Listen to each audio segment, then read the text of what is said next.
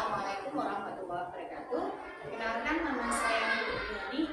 Saya calon guru penggerak angkatan 11 di Kabupaten Bantul, yang mana saat ini saya masih mengajar di SD Islam Al-Azhar 38 Bantul.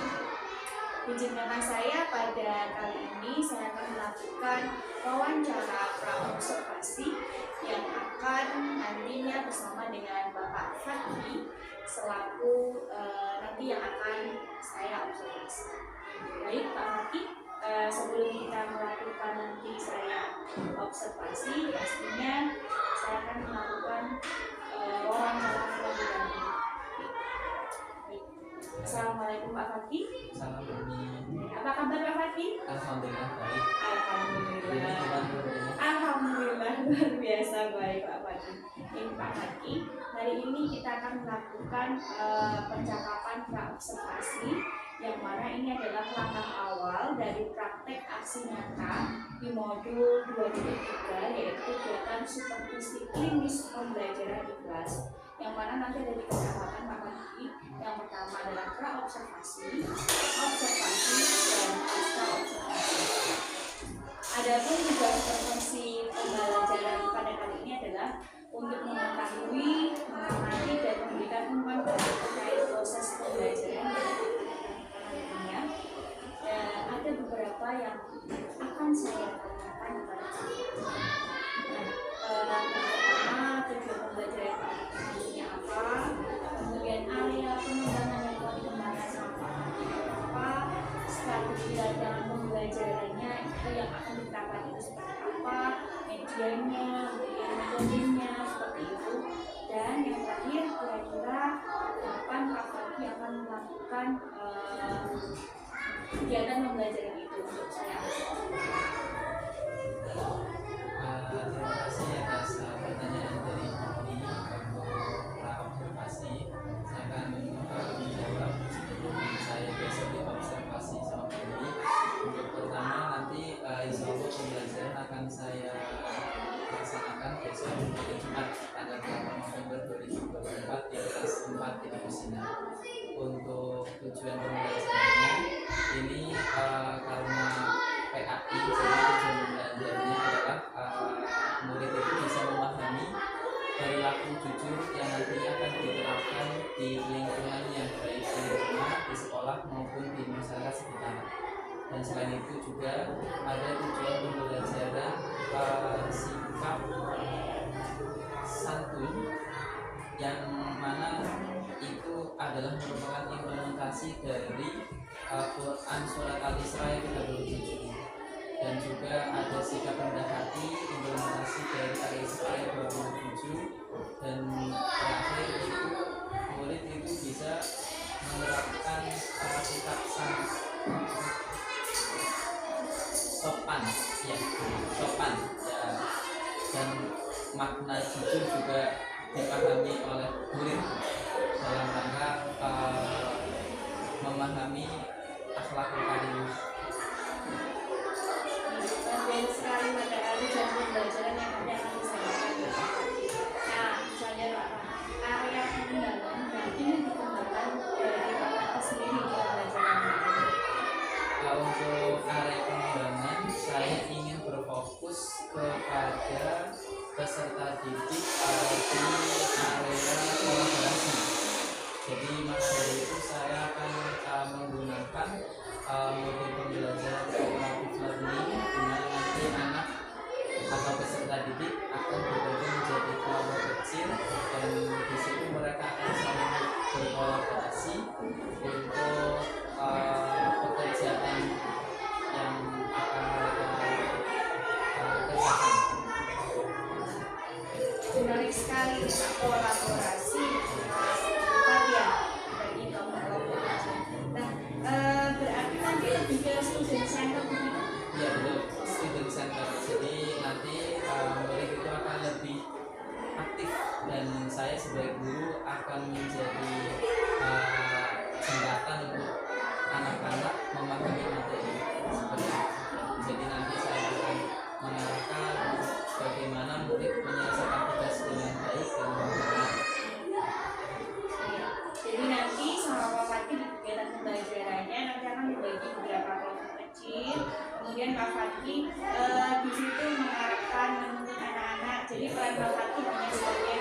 fasilitas saja ya, karena menginginkan nanti pembelajarannya benar-benar student center gitu ya Pak, dan anak-anak belajar kolaborasi. Itu sangat menarik bagi saya kalau untuk di kelas 4, karena kan transisi ya biasanya dengan gurunya terus gitu ya di kelas 3, kemudian sekarang dipecah lagi di kelas 4 kita harus mengajarkan mereka kolaborasi. Kalau untuk media pembelajaran sendiri ada nggak Pak? Kalau medianya, saya menggunakan media audio visual itu memang sudah menjadi media yang harus ada, karena kan untuk memfasilitasi anak-anak yang secara gaya belajar itu kan kebanyakan visual dan juga audio. Jadi dari situ nanti akan saya berikan video dan juga tentunya audio yang tersedia dalam video. Baik Pak baik, insya Allah besok saya akan datang ke kelasnya Pak Fadli untuk melakukan observasi pembelajaran. Saya mau izinnya Pak Fadli, nantinya saya akan mencatat, mengamati yang ada di dalam kelas. Setelah nanti observasi, kita lanjutkan ke pasca observasi yang nantinya juga akan didampingi oleh pengajar praktik saya, yaitu Bu Mutrika. Itu ya Pak Fadli ya. Terima kasih atas kesempatan yang tadi arahannya supaya kita guru-guru yang ada di sini lebih baik. Saya lihat sudah baik semua Pak Fadli, semuanya sudah baik, cuma nantinya pasti ada sesuatu yang bisa kita diskusikan untuk menjadi umpan balik kedepannya menjadi kita bisa memenuhi kebutuhan bersama ya. Baik Pak Fadli, terima kasih atas waktu dan kesempatan yang diberikan pada kegiatan praobservasi ini. Semoga apa yang nantinya akan dilakukan itu berjalan dengan lancar. Sampai bertemu di observasi, kemudian di pasca observasi. Tetap semangat ya Pak Fadli ya. Terima kasih Pak Fadli. Wassalamualaikum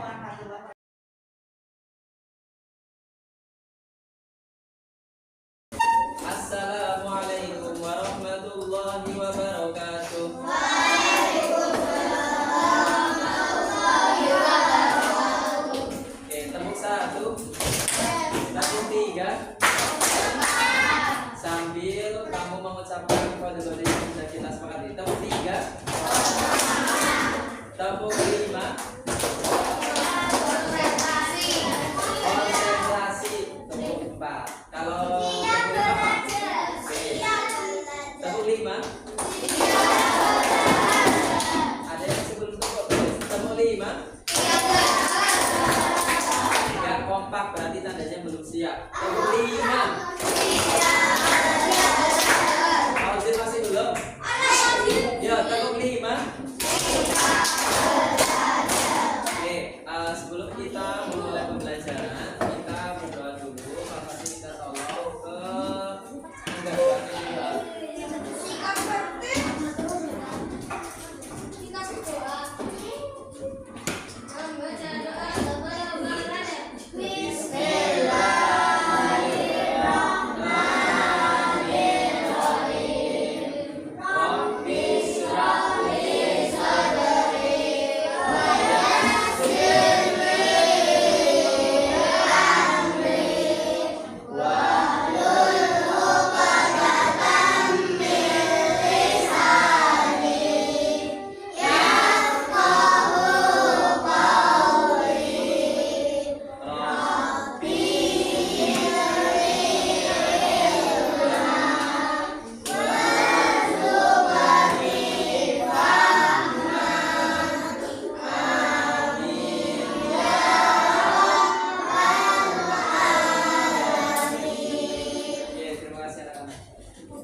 Anak-anak, konsentrasi kalian di dalam berdoa itu nanti akan menentukan dan kemudian pembelajaran yang akan kita laksanakan. Karena doa itu merupakan satu dasar supaya kita itu merasa hatinya tenang dan gampang dalam menjalani kehidupan di waktu yang akan datang. Seandainya orang itu tidak mengawali sesuatu dengan berdoa, maka barokah itu kebaikan di dalam melakukan sesuatu itu akan berkurang. Seperti contoh,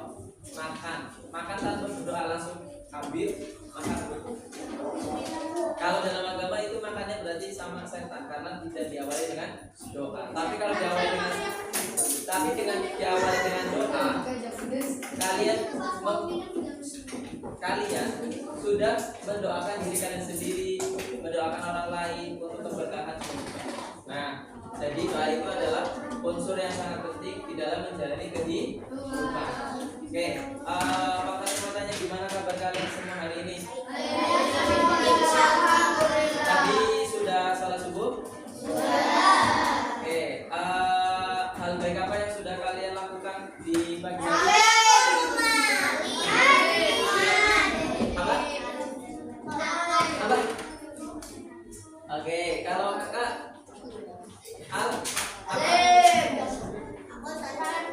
apa yang kamu sudah lakukan? Kebaikan apa yang sudah kamu lakukan di pagi hari?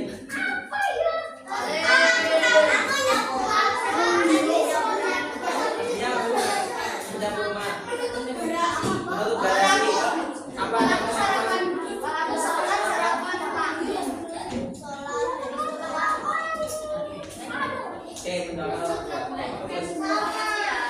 Oke, Kak, masih terkait dengan materi kita yang kemarin kita bahas itu akhlakul karimah, tapi implementasinya kepada orang tua. Oke, kalau akhlakul karimah kepada orang tua itu bisa kita lakukan ketika mereka masih sehat atau masih sehat walafiat, masih hidup. Kita juga bisa melakukan akhlakul karimah, berbakti kepada orang tua saat mereka sedang sakit.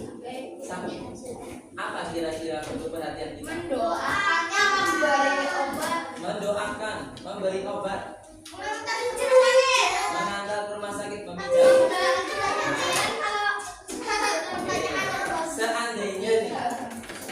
Seandainya ada seseorang anak yang sudah ditinggal salah satu dari dua orang tuanya atau keduanya, masih bisa nggak dia itu berbakti kepada? Bentuknya apa?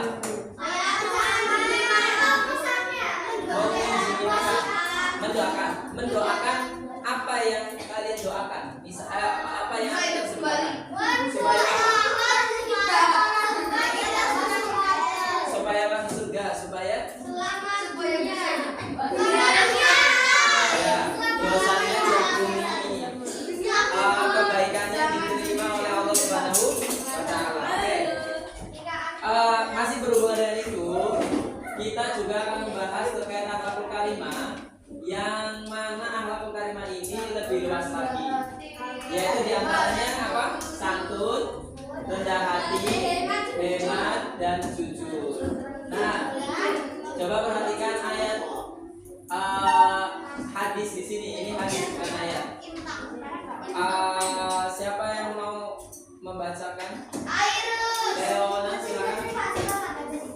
Oh, enggak apa-apa. Angkat tangan. Silakan.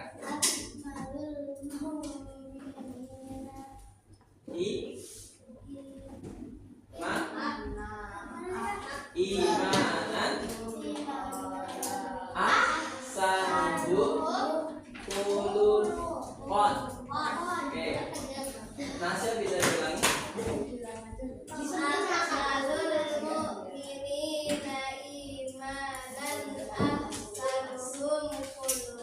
Oke, artinya kan Nasya? Orang mukmin yang paling sempurna imannya ialah yang paling baik akhlaknya. Nah, orang mukmin yang paling sempurna imannya. Jadi kalau pengen menjadi orang mukmin yang kategori imannya sempurna, syaratnya adalah baik akhlaknya. Coba, kita sudah baik kalau belum? Introspeksi kita. Oke, kemudian kita juga ada istilah mengenal hubungan kita sama Allah, disebut hablum minallah. Ini bisa dijalin dengan ibadah seperti sholat, puasa, dan lain sebagainya. Jadi ibadah-ibadah yang sifatnya langsung berhubungan dengan Allah itu hubungannya hablum minallah namanya. Kalau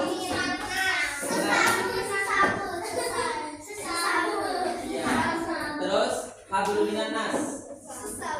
Hablum minanas adalah hubungan kita bersama manusia lain, yang mana kita berhubungan dengan sikap-sikap tadi, santun, kemudian menghormati, jujur dan lain sebagainya.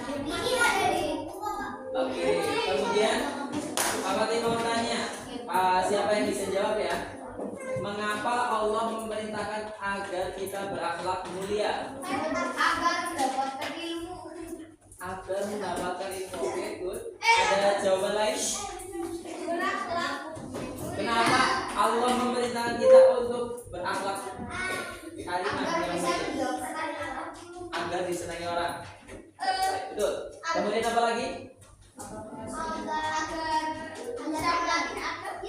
Agar bisa melatih adab. Oke, supaya hubungannya baik ya.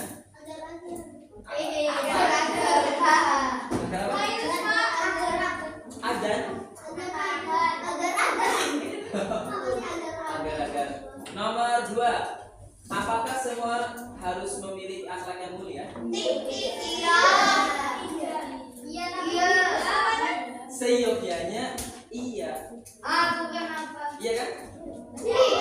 Supaya hubungan antara manusia yang lain kita bisa menjalin hubungan yang baik, maka orang itu seyogyanya punya akhlak yang mulia. Kemudian siapa yang bisa menjawab bagaimana cara menumbuhkan akhlak mulia? Oke, apa?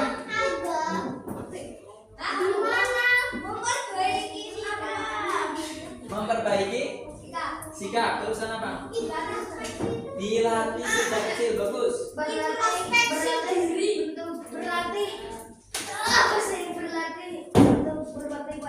Berbakti. Oke, pada intinya cara kita supaya berakhlak mulia adalah kita melatihnya dengan setiap hari. Misalkan satu, sikap jujur. Kamu kalau ditanya Pak Fatih sudah sholat belum? Aduh, dulunya belum, tapi takut ya sama Pak Fatih. Nah, akhirnya kamu gak ngacung. Nah itu berarti kamu gak melatih diri kamu buat berakhlak kalimat. Kalau kamu memang pengen melatih diri buat berakhlak kalimat, ucapkan yang jujur. Atau dengan sikap lain, kamu harus tetap sopan santun pada yang lain. Oke. Kemudian tujuan pembelajaran kita nanti kita itu akan memahami sikap santun, menghargai teman, baik di rumah maupun di sekolah. Jadi sama teman gak boleh berkata-kata yang seenak hati, yang mana teman itu bisa tersakiti hatinya. Pak Fatih pernah menyampaikan, kalau semisal orang itu menyakiti hati orang muslim lainnya, kata Nabi Muhammad SAW, dosanya lebih besar daripada merobohkan Ka'bah. Berarti dosanya itu akan lebih besar daripada dosa siapa raja yang berusaha untuk merobohkan Ka'bah? Raja Abraham. Raja Abraham masih mending, hanya berencana. Tapi kalau kita itu sudah betul-betul menyakiti hatinya orang, itu berarti seakan-akan kita merobohkan Ka'bah. Itu lebih besar. Itu sebagai implementasi pemahaman dari Quran Al-Isra ayat 31 kemudian 32 juga ada. Lanjut, ini ada satu video, coba kita. Oke, merah.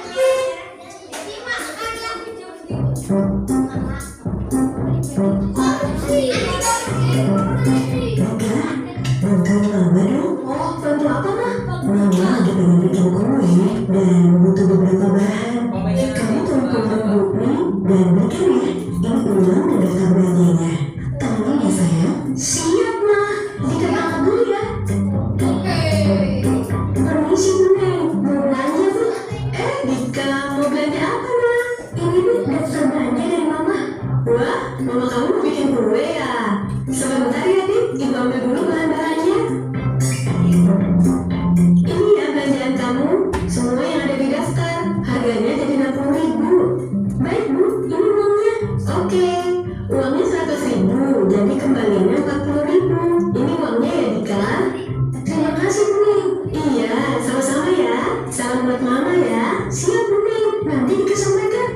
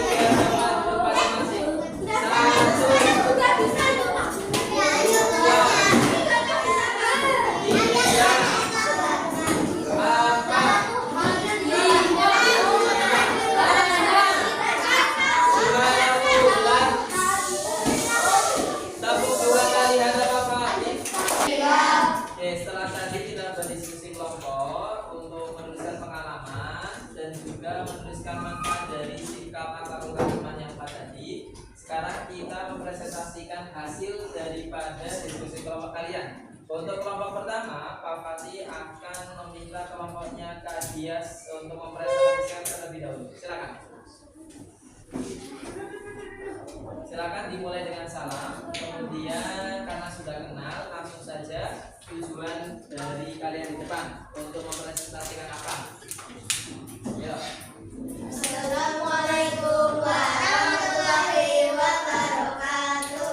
Waalaikumsalam warahmatullahi wabarakatuh. Di hari yang cerah bergairah ini, kami akan mempresentasikan pekerjaan kami.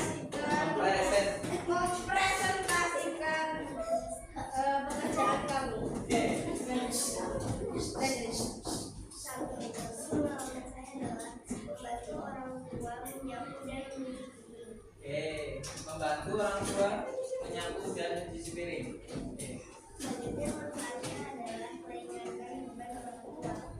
Manfaatnya meringankan beban orang tua. Selain itu mungkin dapat pahala ya. Terus ya sikap apa? Rendah hati, pengalaman sabar. Saat bermain dengan adik, karena adiknya itu ya kadang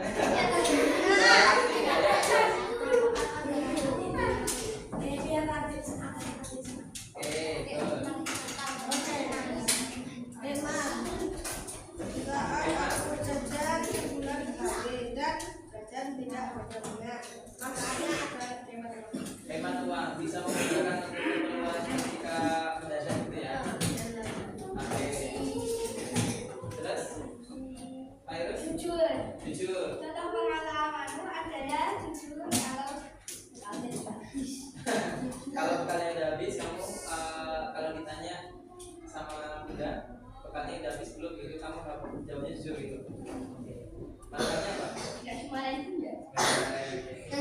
Ya, silahkan ditutup dengan salam. Wassalamualaikum warahmatullahi wabarakatuh. Waalaikumsalam warahmatullahi wabarakatuh. Tepuk salut.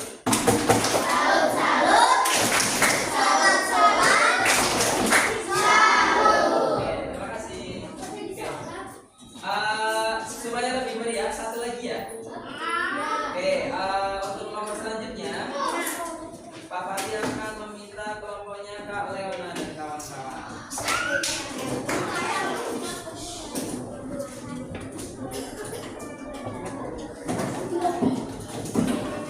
Silakan memperkenalkan diri, kemudian menceritakan pengalaman dari 4 sikap satu tersebut. Assalamualaikum warahmatullahi wabarakatuh.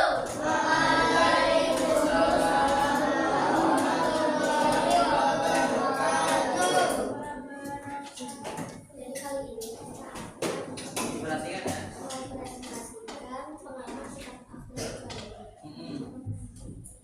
Yang pertama siapa? Santun. Dibaca santun. Contoh pengalaman. Santun. Contoh pengalaman. Saat saya lewat di depan orang yang lebih tua, saya mengatakan permisi dan menuntut manfaat. Kita jadi dikenal sebagai orang yang sopan. Oke. 2. Rendah hati. Rendah hati. Saat saya mulai kenalan, saya selalu rendah hati dan tidak Kemudian. bermanfaat. Kita menjadi punya banyak teman. Oke, jadi banyak teman kalau orang itu nggak sombong. Betul. Saya selalu memberikan air saat tidak digunakan. Nah, sip. Manfaat. Kita tidak bermasalah. Mematikan air ketika nggak digunakan. Kalau wudhunya sudah selesai, dimatikan dulu, terus saya berdoa. Saat saya ditanya oleh tua saya, selalu menjawab dengan jujur. Contohnya apa? Kalau ditanya apa? Apa? Sudah ngerjain PR kan? Kamu jawabnya? Memang betul-betul sudah ya? Oke, good. Manfaatnya apa? Lebih kibat Percaya orang. Iya, lebih dipercayai orang. Terima kasih. Saya akan untuk salam dulu ditutup. Assalamualaikum warahmatullahi wabarakatuh. Waalaikumsalam warahmatullahi wabarakatuh. Oke, tepuk salut. Salut, salut. Salut, salut. Salut. Oke, terima kasih. Silakan duduk. Oke. Oke, anak-anak. Pak Cina. Terima kasih sebagian dari kalian sudah mempresentasikan. Nanti kita lanjut untuk presentasinya di pelajaran setelah di minggu depan. Pada intinya, sikap santun itu adalah sikap halus yang kalian tampakkan kepada orang lain, baik dalam perkataan maupun perbuatan. Seperti perkataan, kamu mengatakan sama teman dengan bahasa yang sopan. Kalau kalau misalkan ingin merepotkan, minta maaf dulu dengan kalimat-kalimat yang sopan ya. Kita mengenal ada berapa kata ajaib? Apa aja?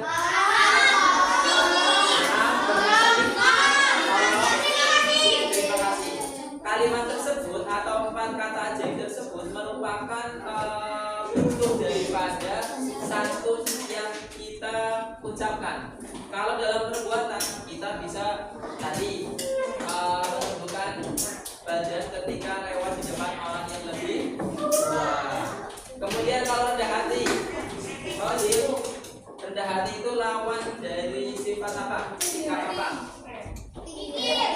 Sombong. Orang sombong itu kayak apa? Misalkan kalau dia itu orang kaya, dia akan merasa lebih baik dirinya daripada orang lain, pamer. Kalau dia orang pintar, dia akan merasa paling pintar dan menganggap yang lain tapi tadi Pak Kaci dapat contoh dari Kak Leona. Ketika Kak Leona menang lomba, dia tidak merasa lebih baik dari orang lain. Itu memang betul bukti daripada implementasi sikap rendah hati. Kemudian kalau hemat itu apa? Kalian menggunakan sesuatu secukupnya. Contohnya tadi Kak Alfar menggunakan air secukupnya. Kalau sudah tidak digunakan, dia akan mematikan keran air. Jadi semisal kalau kalian habis wudhunya sudah selesai, kerannya masih nyala, itu merupakan boros lawan daripada hemat. Dan di dalam agama, boros juga termasuk sifatnya siapa? Siapa? Oh, adanya memakai semua. Oke, yang terakhir sifat jujur.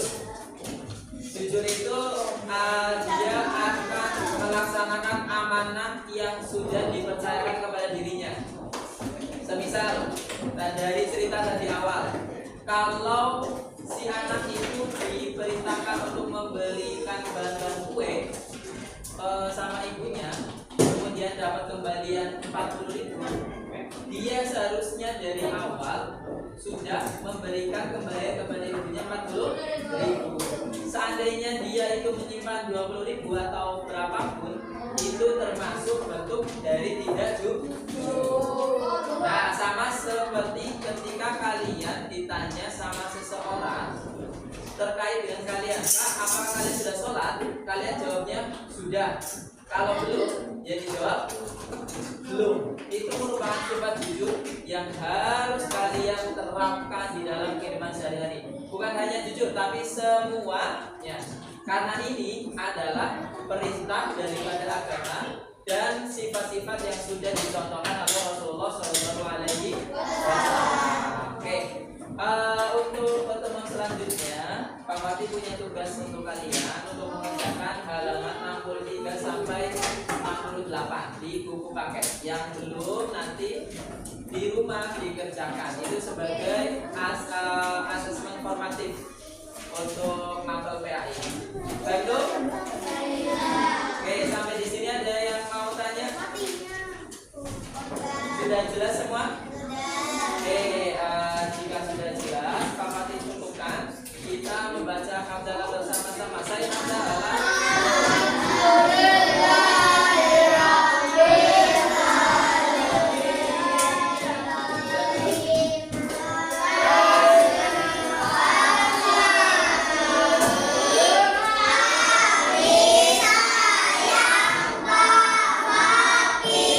Sama-sama anak-anak, Pak Fadli juga sayang kalian. Tetap semangat untuk belajar demi meraih mimpi-mimpi yang cerah di masa depan. Pak Fadli dengan salam. Wassalamualaikum warahmatullahi wabarakatuh.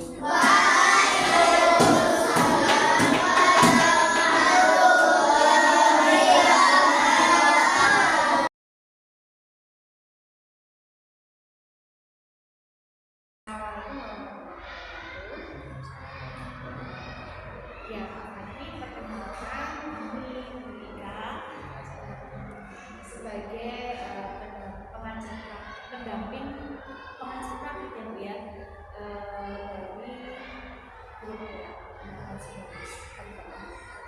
nanti di sini kita akan menemani kita untuk kegiatan pasca observasi wawancara pasca. Jadi ya Pak Fadli ya. Gimana perasaan setelah melakukan kemarin tugas yang dimana saya di sini, gimana perasaannya? Kalau perasaannya cukup puas, tapi sebagai seorang guru tentunya untuk kedepannya lebih baik lagi. Cukup puas karena beberapa anak bisa menangkap terkait medis materi secara kognitifnya, berarti anak-anak sudah paham terkait dengan isi materi sesuai dengan materinya. Tapi kurang puasnya saya belum bisa memaksimalkan beberapa anak yang dalam kesiapan belajar itu menurut saya kurang siap gitu. Jadi beberapa anak yang kurang maksimal di dalam kolaborasi, di dalam kelompok, kemudian partisipasi ketika presentasi, misalkan anak itu masih belum terlalu percaya diri.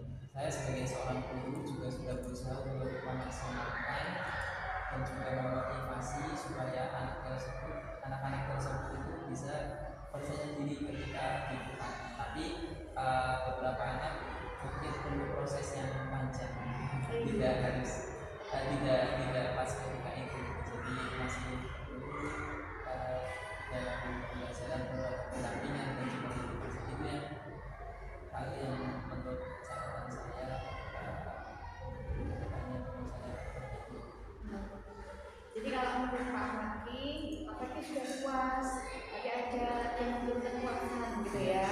Kayak tadinya ada anak yang tidak aktif saat kolaborasi diskusi itu tadi ya Pak ya. Kemudian partisipasi anak ketika dia itu presentasi kayak gitu ya Pak ya.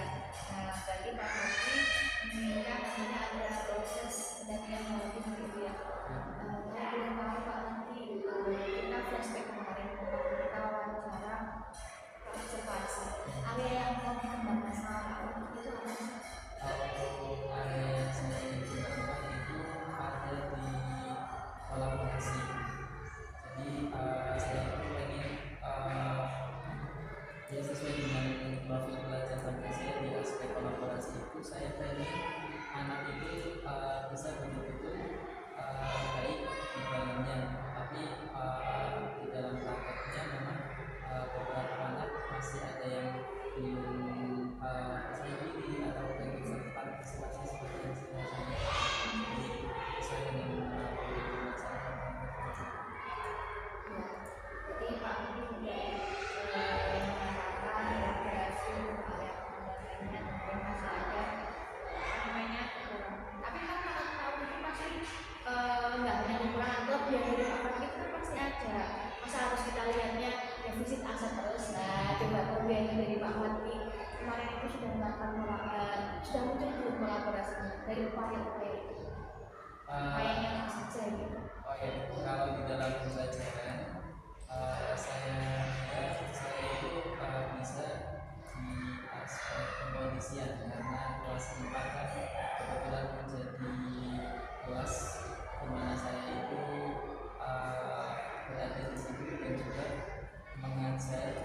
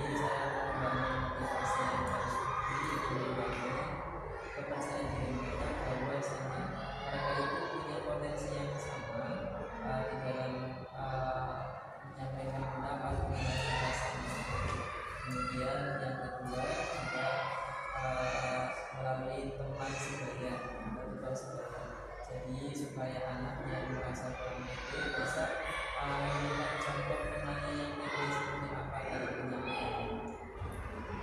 Bagus sekali Pak Hadi. Pak Hadi biasanya menarik, merangkul anak-anak yang mendampingi anaknya luar biasa. Kemudian Pak Hadi juga memotivasi anak-anak agar mau presentasi. Itu hal yang gak mudah loh Pak Hadi, bagi saya juga nih Pak Hadi ya. Effortnya luar biasa. Kemudian satu dari Pak Hadi menggunakan utang budaya agar tidak malu ya Pak ya, biasanya anak-anak itu ya. Kalau sama gurunya malu, kalau sama gurunya udahlah gitu ya.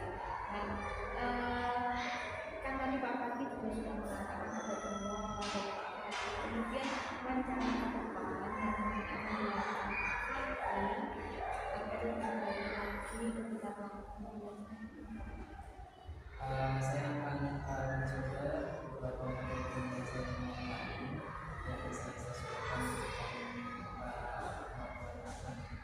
Jadi mungkin kedepannya seperti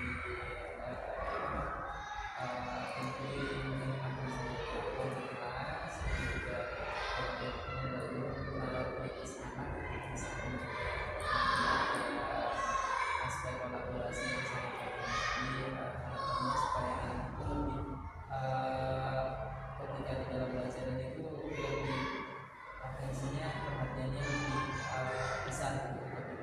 Jadi nanti akan saya sesuaikan dengan pelajaran itu tidak hanya satu saja. Jadi strategi nanti banyak kolaborasi aja, tapi ditambah mungkin inquiry gitu ya Pak Hadi ya. Nah, menarik sekali ya apalagi anak-anak kelas 4 yang aktifnya luar biasa ya Pak Hadi ya. Iya. Harus dikasih media yang banyak, kemudian tapi saya lihat Pak Hadi sudah luar biasa ketika mendampingi anak. Muternya itu telaten sekali dari satu kelompok ke satu kelompok, ditanya sampai anak-anak. Jadi saya memperhatikan itu Pak Hadi. Kemudian Pak Hadi itu akan mulai melakukan ini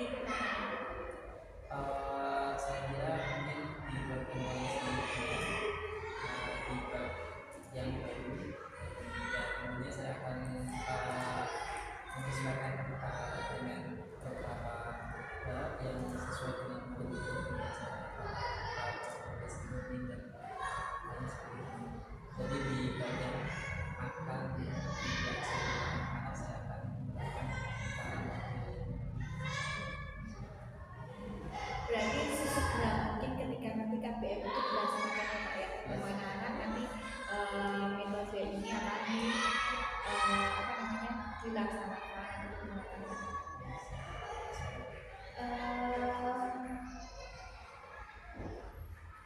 Ini adalah empat hal yang sangat positif dari Pak Hadi yang kita sendiri sebenarnya ya. Dari tadi kan ada kendala, kemudian Pak Hadi sudah bisa menggunakan sendiri. Kemudian dari saya Pak Hadi, kali ini Pak Hadi sendiri yang menemukan bahwa Pak Hadi harus melakukan motivasi, kemudian kepada anak-anak, kemudian mengaktifkan persebaya, kemudian menggunakan strategi pembelajaran dari media yang lain. Jadi ya Pak Hadi ya. Pak Hadi ini adalah hal yang sangat positif. Kemudian semoga nantinya bisa apa ya Pak Hadi, bisa